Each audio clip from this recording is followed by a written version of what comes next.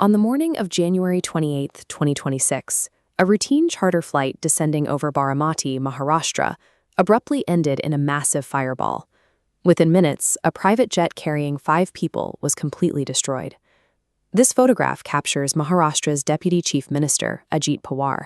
He, along with his security personnel and the entire flight crew, lost their lives in the wreckage.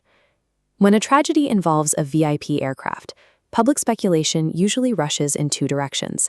Either the plane was an aging, faulty machine, or the pilot made a fatal error at the controls.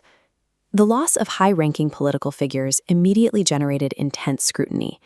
The public demanded absolute accountability and clear answers for how a quick domestic hop could end in complete disaster. In this briefing room at the Ministry of Civil Aviation, the Aircraft Accident Investigation Bureau released preliminary findings that challenged the early public assumptions about the crash. Take a look at this profile shot of the Bombardier Learjet 45XR involved in the crash. Investigators found that this 15-year-old jet had flawless maintenance records, a perfectly calculated takeoff lead, and held ample fuel reserves. The flight crew was equally experienced. Captain Sumit Kapoor and First Officer Shambhavi Pathak held a combined total of over 21,000 flight hours. Both were veterans on this exact type of aircraft. With the machine and the crew cleared of fault, the AAIB shifted its focus from the cockpit to the environment surrounding the Baramati airfield. Baramati is categorized as an uncontrolled airfield. It lacks the complex automated safety networks found at a major international hub like Mumbai or Delhi.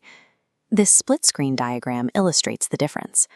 On the left, an instrument landing system guides a plane down a precise digital beam.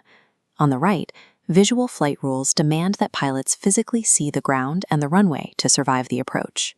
At 8:31 a.m., the Baramati Tower radioed the cockpit with a weather update. A layer of dense morning fog had settled over the terrain, restricting visibility to just 3 kilometers. Under DGCA rules, a VFR landing at an uncontrolled field requires a minimum visibility of 5 kilometers. The conditions at Baramati were nearly half the legal requirement for a safe approach. The crew could have climbed out and diverted to the fully equipped airport in Pune. Instead, they chose to press forward into the fog, attempting a landing outside the established margins of safety.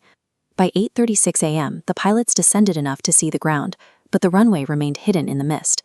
The crew applied thrust and executed a go-around to try a second time. 4 minutes later, at 8:40 a.m., they lined up for their final approach toward Baramati's runway 11. This cross-section shows the tabletop structure of the runway. The tarmac sits on an elevated plateau, positioned significantly higher than the surrounding terrain. When fog obscures a tabletop runway, it creates a lethal spatial illusion. As the diagram demonstrates, a pilot looking through the mist perceives a perfectly centered glide path, while the aircraft is actually drifting far to the side. At 8:43 a.m., the pilots finally caught sight of the airfield. The cockpit voice recorder captured sudden shouts as the crew realized the illusion had tricked them. They banked the plane sharply to the right, desperately trying to muscle the jet back toward the centerline. The correction was too late. The aircraft slammed into the ground at high speed, short of the runway edge. A moment of somber reflection.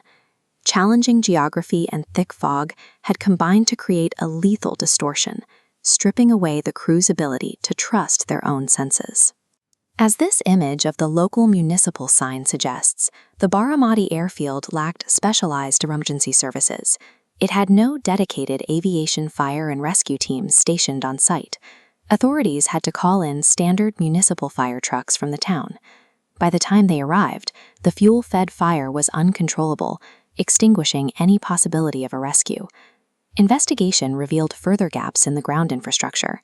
The runway markings were badly faded, and the windsock, a vital tool for judging wind strength, was missing from runway 11. These missing basics compounded the core issue. The airstrip offered no modern approach guidance technology to help the pilots navigate the weather. The Baramati disaster demonstrates that elite pilot experience cannot overcome a lack of modern safety technology. To prevent such tragedies, uncontrolled landing strips require infrastructure upgrades, and weather protocols must be treated as absolute laws.